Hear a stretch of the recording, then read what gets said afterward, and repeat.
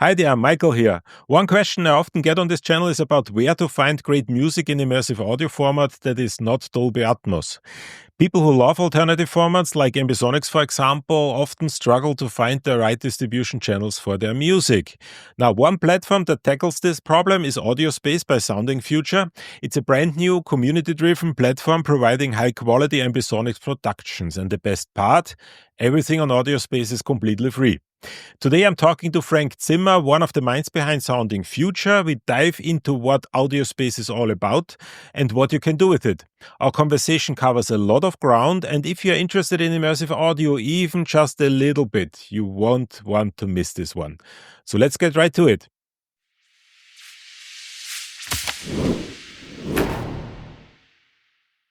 Well, hello, Fränk. First of all, thank you very much for coming on and talking to me about Sounding Futures and AudioSpace. And I think let's start at the beginning. Can you maybe introduce yourself and what exactly is Sounding Futures and AudioSpace? Okay, so thank you for the invitation. And I am living in Austria, in Graz, and I'm a music producer, festival producer for ORF Musikprotokoll. It's the oldest festival for contemporary music in Austria, and we're doing contemporary music and electronic music, improvisation, and so on. And I'm also the operator of Sounding Future. And Sounding Future is a quite new platform for innovative music and audio tech and so on. And mainly we started last year. It was a content platform based on the idea that there is something missing in this landscape of magazines and online platforms and online media.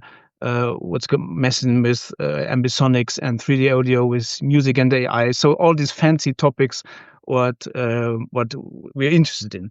And then we thought, we'll do that by ourselves. We will, we're going to do a content platform mainly. And so we invited a lot of people who we knew, artists and developers, engineers.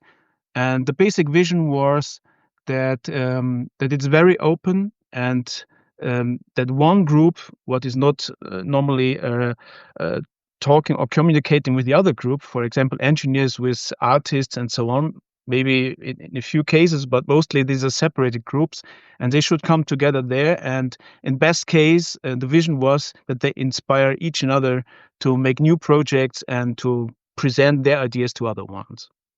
And if I remember correctly, the platform is in German and English, right? So most of the content that you have on there is in both languages, and I think you guys translated. I remember kind of writing something, and then you guys translated it into the other language. Yeah. Now, for our viewers who might not be aware of that, but Graz is actually a kind of a hotbed for all kinds of immersive audio, right? I mean, IEM is also from Graz. Is there any relationship? Well, I know most of them, and also there are corporations, but they are not involved. This is a completely independent platform. But it's kind of interesting how much activity there is in this little town in the southern parts of well, not really southern, but in the central part of Austria, really. Yeah. There's also coming a few companies from there making plugins, and also the famous Eco loudspeaker, and the IAM, of course. And Sonnable, I think, isn't Sonnable Graz? Sonnable is also here in Graz, yeah. Yeah, it's quite fascinating. It's quite fascinating, and not a lot of people know that. Let's get to AudioSpace, because AudioSpace is something that I find actually quite interesting, because a lot of people that are watching my channel usually have problems or have questions about how can I get my immersive audio out there, how can I make sure that people hear it, or more importantly also how can I actually hear what other people are doing. And AudioSpace tries to solve that issue by providing a platform, a community platform, right? That allows people to distribute their audio, their immersive audio. Now, AudioSpace streams everything in high quality binaural. How does this actually work? So essentially, how would a user, or how would an artist submit their work, and what is happening then in the background? Okay, so there are a few things. So when somebody listens now to us or watches us and is interested, he just signs up and he just fills in his biography, and if he has tracks, he can upload the tracks and the meta info to the platform. And mainly we provide then after this. So what I have to say first, we have no big company in the background and no regular funding, so it is all made by hand. There is no automation process that you will just magically convert all the things what you send to binaural, but it's doing by hand. But we have a tool set what we made, kind of a template, and there we use a few plugin tool chains to do 3 versions that we provide. The one is binaural audio, so maybe on this channel most people know what this is, and the other one is the classic stereo, and the third one is a binaural plus. So we called it. So this is a combination of the binaural, the raw binaural, and which is placed in a virtual room, and these are the 3 flavors what we offer to the public. So people can actually hear the difference, right, between stereo and binaural. Yeah. So as we all know, binaural works perfect on headphones, but has its problems on speakers.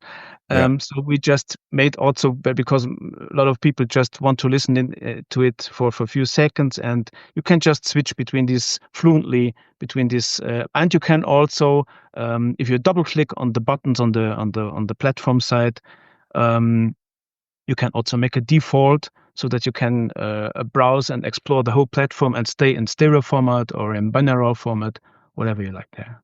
And if an artist submits something, they submit it either in multichannel or in Ambisonics, right? Yeah. So we have a preference. So the preference is high order Ambisonics, and the second preference is a multi-channel as 5.1 or 8.1, a quad, octophonic, whatever. We even got a 32.1. So these are quite funny formats what arrived there. And then the last run, because also this is a for some kind of recordings and music, you just have a binaural. We also take binaural tracks, but then of course, if it's binaural, you can convert it into Ambisonics again. Of course, we know that there are also other formats, but we were mostly interested in Ambisonics because we have a few things in mind for the future, and we didn't want to get the ready-made renderings from the artists, but to have this to have a quite open format with Ambisonics to do in future other crazy things with the same tracks and not asking them again and so on. So we all see it like it's the beginning, it's the alpha version somehow, and we have other plans to develop it. But of course, as I said, it's all a question. These are very specialized thing. Of course, the environment for the platform, this is quite, it feels quite familiar, I think, when you use it. And also the programming is something what a lot of people can do. But when it comes to 3D audio, doing this in the web, on the browser, there you need really special programmers. And we have the programmers here in Graz even, but of course they have also to live from something, and we have to have money for it. Yeah. So if there are any people out there who kind of want to support that, let us know, and we find a way. Now I read that you kind of specifically mentioned 5th order Ambisonics, but I'm assuming any order is fine. So if somebody comes like with the 10th order Ambisonics, because Reaper can do that now, right? Well, 10th you might have issues with your plugin chain, but 7. kind of, yeah. 7 is the maximum for us now. 7. Okay, 7th order. Well, and then kind of if you have 10th order, you just kind of drop the orders 8 through 10. Now, because I already know that people will ask that, could you take in Dolby Atmos or MPEG-H, or is this something where you guys would expect that people kind of convert that to Ambisonics and then send you the Ambisonics? Well, until now, we did not really have the case, because all the people were able to send it as Ambisonics, or didn't even work, never in their life with Ambisonics, and just wanted to have a binaural at the end. So they have, as you may have seen on the platform, there are quite well-known people in this 3D Ambisonic scenes, like like Natasha Barrett and so on. But there are also very new people, and there are people which doing music their whole life, but with 5.1 and quad recordings and so on. And so now they're taking the tracks and we converting them to this other format, to the binaural, and yeah. Yeah, my feeling is that because of where you actually come from, you're going to get a lot of the original kind of immersive and 3D audio people that kind of are experimenting with this type of technologies or have been experimenting for quite some time. And my feeling is that there might be an additional crowd out there of people that just got into that space through Atmos and MPH and Sony 360 Real Audio. But I think for most people, it's not really an issue to kind of convert it into Ambisonics. And, kind of if anybody wants to know, I think I probably have a video about that somewhere. Yeah. how to convert Dolby Atmos into Ambisonics. That's interesting. Now, I asked my Discord community if they have like one or two questions, and one question that came up pretty much immediately, and that probably has to do with the fact that I'm doing so many head tracking videos, is the fact that somewhere on your website you say that 3D audio is so sort of head tracking is on the roadmap. Is this something we can expect soon, or is this more kind of further down the line? No, actually, well, we did a cooperation with IAM, and we did actually the same thing. There's a competition every year. There's a student contest with students from all over the world, and sending their pieces, and there you can also see it's how does it work. It works, and it works already. But the problem is that is a completely different thing. It's when you have 5 tracks on one page, and you have just the drop down and you listen to them, or you have a complete platform. And the problem is to really get the web form work like you just play a stereo track with the head tracking, and this all over the web and not at your normal desktop PC. Yeah, I would assume that kind of technologically it's probably not that difficult to implement. It's a question of how kind of actually somebody needs to do that, right? And then also have sort of a streaming, sort of a player, right, on the user end that can play the multi-channel audio. You do kind of, but you do work with the people from IAM on that, right? And then I'm assuming that the plugin chain that you were talking about also consists of a lot of IAM plugins, right? No, we have no, actually, that the advantage, if you have no sponsor, anything, you can do whatever you want and you can use what you want. And of course, maybe this I have to mention, this process come from Ambisonics or multi-channel files to binaural. This is not a standardized process where you just say, okay, this is ABC, and you just looked at this and it's perfect. So of course, it's something that we prefer.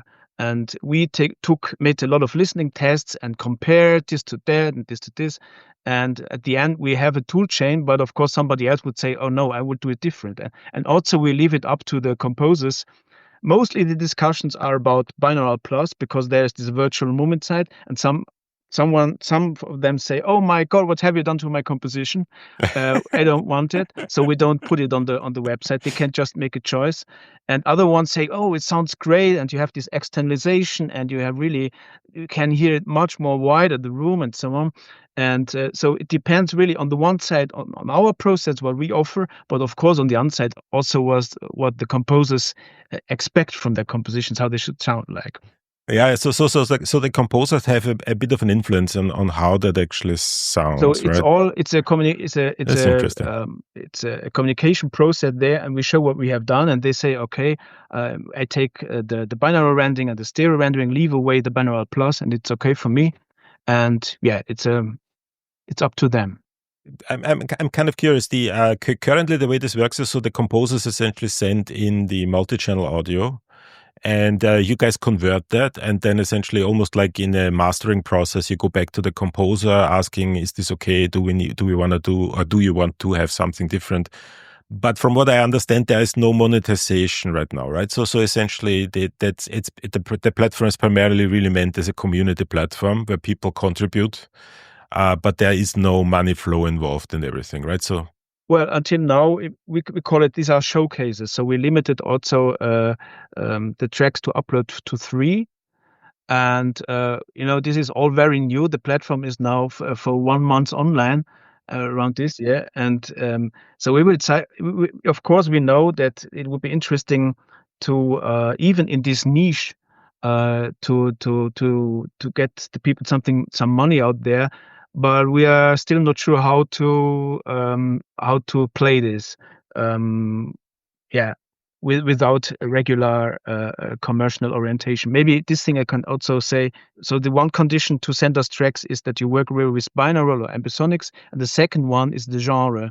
And so we limited the genres to electronic music, electroacoustic music, drama music, game music, and contemporary music. So that we don't play regular pop music, or I think there are other platforms for this.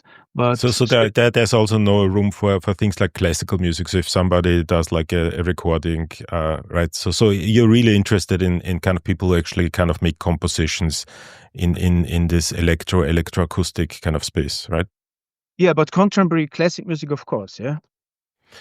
Okay, so if somebody does like a recording, an Ambisonics recording of a performance, that would work. Okay. So for the average listener and consumer, what exactly do they need in their home in order to enjoy AudioSpace? Well, for this, we call it the static streaming. For this, you need just a good pair of headphones and a laptop or a PC and a browser and internet connection. And in future, because this is our next target, if you would do dynamic streaming with head tracking, then you just need no special devices, no special headphones or sensors. You just need your webcam.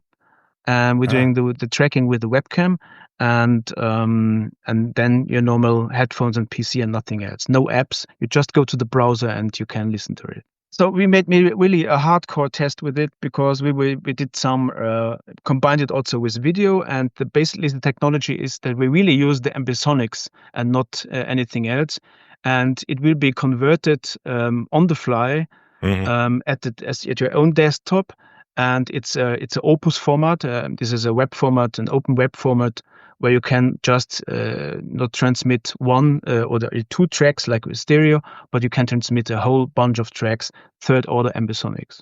And so maybe in future this would be an idea, because it's not very old. It's the IMF format from Samsung and Google and so on. Maybe this would be also interesting, because it worked. What we tried there, very good also for classic concerts, but just on desktop. So with the smartphones, you don't have any chance. It was really too power consuming for. Yeah, no, I can see that. Well, that's very interesting. I actually have a lot of people who constantly ask me to do a video about the IMF format. Maybe I should do that now. So what's on the horizon for this platform in the near future, or what are the next steps that you want to do? Yeah, so I talked about the dynamic streaming stuff, and then we also want to, because we saw that a lot of people are interested in this 3D audio thing, but don't know how to work with them with their normal setting what they have. So we want to do kind of tutorials, and starting with the very basics, and at the end, if all goes well, you just can upload your ready-made composition on the platform.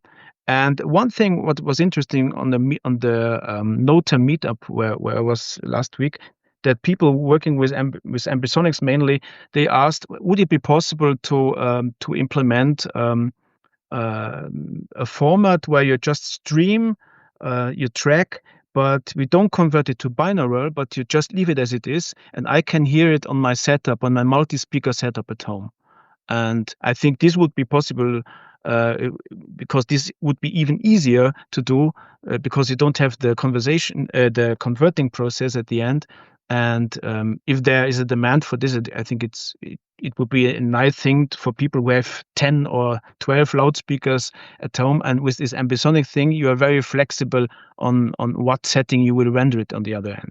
I think that might actually be really useful, because I know, honestly, even for, you might have a binaural setup that you prefer, right? So, or you might want to kind of do that with, for example, Apple AirPods, or kind of that's one of the solutions that I like to use.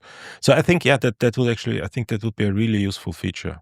Zooming out, what do you think the future of immersive audio will be? Because I currently, it's always a bit of an up and down, right? So immersive and 3D audio has been around for a very long time.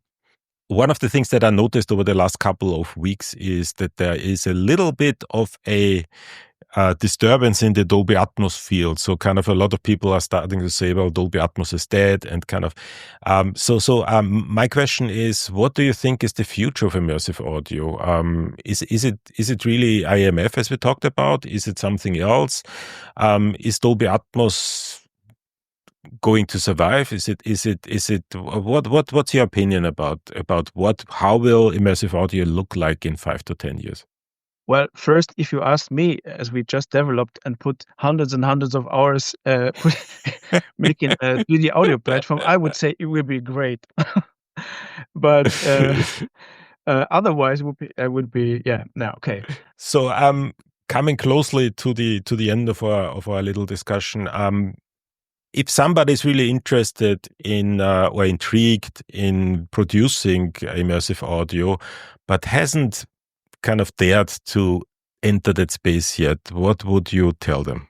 Well, first, if you're interested, just go on the platform soundingfuture.com, and then you find a lot of articles about 3D audio. You of course can explore what other people do and listen to the new AudioSpace. And if you want to have, we also have articles about no budget 3D audio production. So you can ask the IEM tools; they are all for free. You can use the Sparta tools.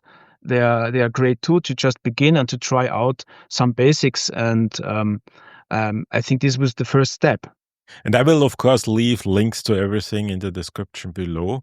Is there anything else we should talk about, or did we cover everything? Maybe one important source I forgot now is watching your channel, of course. So if you want to see the audio. Yeah, well, thank you. Well, again, thank you very much for kind of talking to me. I think this was a very interesting discussion. And for anybody interested in sounding futures and AudioSpace, I highly, highly, highly recommend kind of checking it out. It is great. It is a completely new development. And if you're interested in immersive audio, or if you're just kind of trying to figure out what that actually is and you have no clue what exactly it is, you will have a lot of resources there, and they're really valuable. So thanks again. You're welcome. Thanks for the invitation. Well, that's everything for today. If you have any interest in immersive and spatial audio, which I assume you do, given that you're still watching this, I highly recommend checking out Sounding Future and their AudioSpace. It's completely free to use and enjoy. And as always, if you have any questions, drop them in the comments or join our free Discord server. The invite link is in the description below. Don't forget to subscribe to stay updated on all things Dolby Atmos and immersive audio. Thanks for watching, and I'll see you all in the next video.